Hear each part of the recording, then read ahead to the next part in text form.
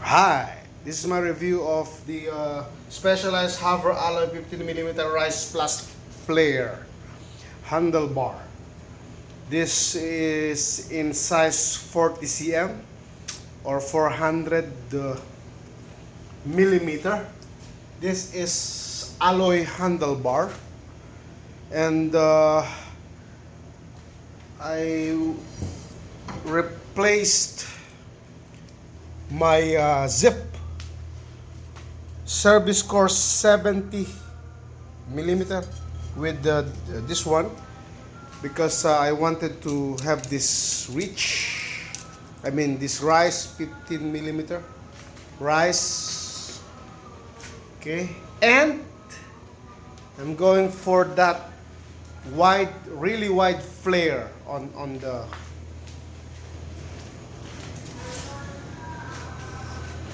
drop. Okay, so compared to this one, this is 40 cm, but it has a outside to outside. This has 42. Okay, this is 42 outside to outside. This one, this has wider flare, and I was able to get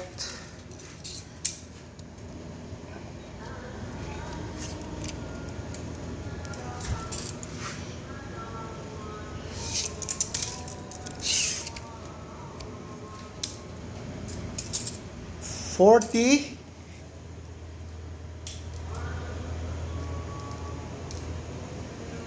5,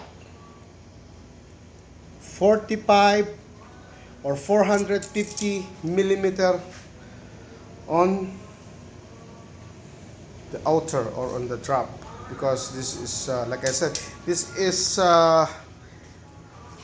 handlebar is what you would see normally these days on most of the gravel bikes. You can have a much relaxed upright position at the tops and at the drops as well, because this one, I'm coming from a 70 millimeter reach and about 123 drops, but this one is the listed drop of this one is 103 only, so there is not pretty much different. I like the idea of this one because I get to have a much wider posture, and my chest is more open with this one. But at the moment I have yet tested this on the road because of this virus. I use this for training mostly, hence the reason why I just reverse this bar tape. As soon as the roads are open, I'm gonna replace this with the new one. At the moment, this will be good enough for training purposes. And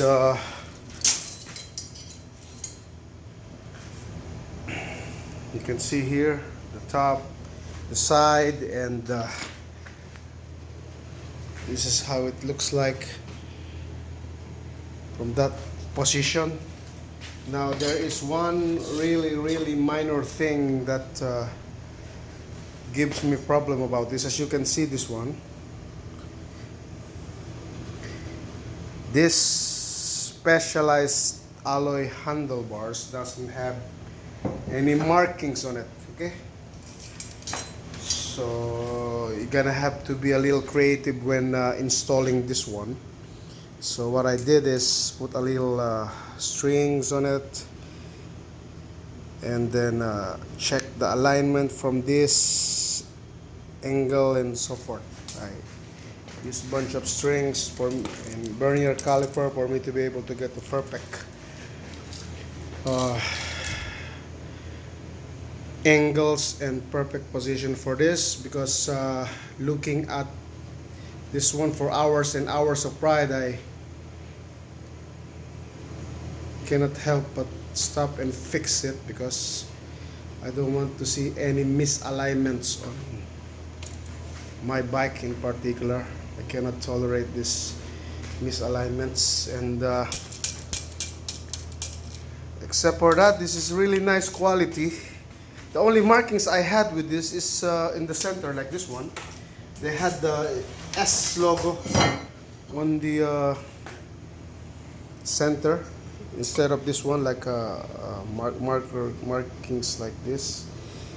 But this one only logo, so I use it as a starting point for my measurements.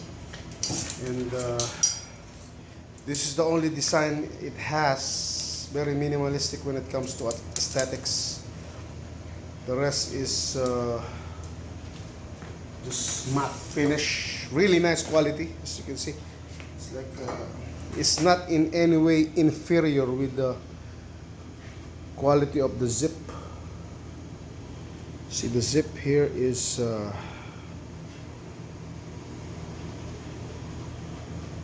really nice quality as well. It's on par with the zip, okay. But I'm going for the drop in the flare, so I replace it. And the rise, you can see my zip is, my stem is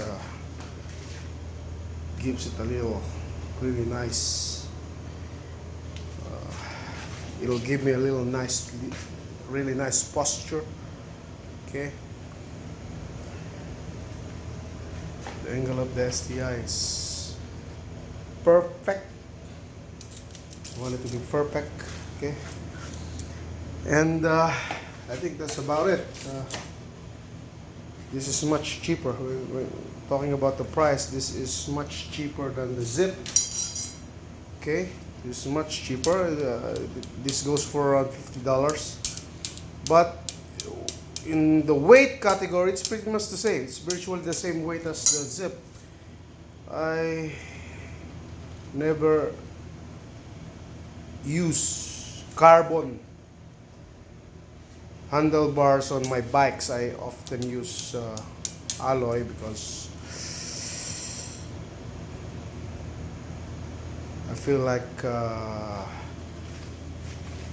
gonna have some problems with the carbon handlebars when doing sprints, especially. I think this could be used for sprints as well. Really nice grip, very comfortable. This is the most comfortable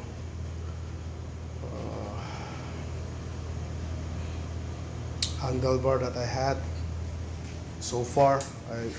I've had FSA, I have had zip, I've had Bontrager. I have Bontrager handlebar as well. This is the best one for me. Although I was able to use this only for this couple of days, about 6 hours in total ride on the trainer. But I love this one. It's really nice, really unique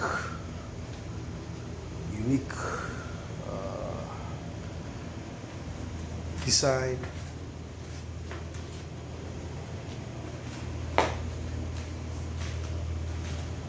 Cheap. It's really, the pricing is really nice for this one. I think just about it.